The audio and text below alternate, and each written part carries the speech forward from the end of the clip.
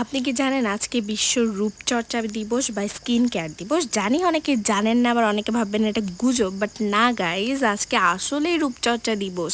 আর এমনি দিন তো আমি সারাটা দিনই স্কিন কেয়ার নিয়ে পড়ে থাকি, ভাবলাম আজকে যেহেতু স্কিন কেয়ার দিবস সেহেতু আজকে একটু বেশি করে আপনাদের সাথে শেয়ার করি। তো এই যে জিনিসটা বানাইছে এটা আমি খাও না, এটা আমি মুখে লাগাবো। দেখে মনে হচ্ছিল খুব সুন্দর পার্পল কালারের একটা ice cream, but it's not ice cream, it's face pack.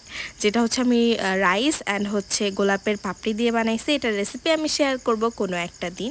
ভাবলাম যে আমার যেই টমেটো কিউব অ্যান্ড শসার কিউব শেষ হয়ে গেছিলো, ওগুলো একটু বানাই।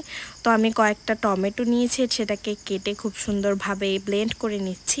আমি যখন স্কুল কলেজ অথবা স্কুল অথবা অন্য কোথা থেকে কোচিং থেকে বাসায় আসি, তখন মুখে একটা সানবার্ন ট্যান পড়ে যায়। ওইটা রিমুভ করার জন্য এই কিউবগুলো আমাকে খুবই উপকার দেয়। এগুলো আমি এসে মুখে একটু ঘষলে মুখটা একটু ফ্রেশ লাগে, প্লাস সান ট্যানগুলো দূর হয়ে যায়। সেম শসাও এরকম করলাম।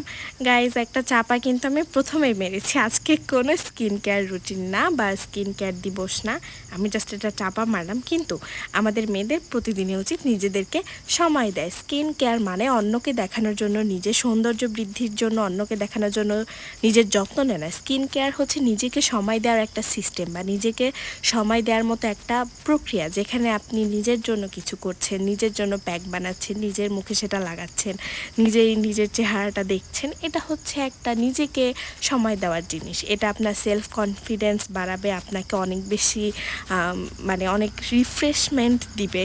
এটা আপনার শুধু যে স্কিনের জন্যই ভালো তা না, মানসিকভাবেও আপনাকে খুবই স্ট্রং রাখতে স্কিন কেয়ার সাহায্য করে। তো যাই হোক, আমি বাইরে থেকে এসে যে কিউকাম্বারের কিউব লাগাইছি। ভিডিওটা আজকের মতো এই পর্যন্তই। Bye bye.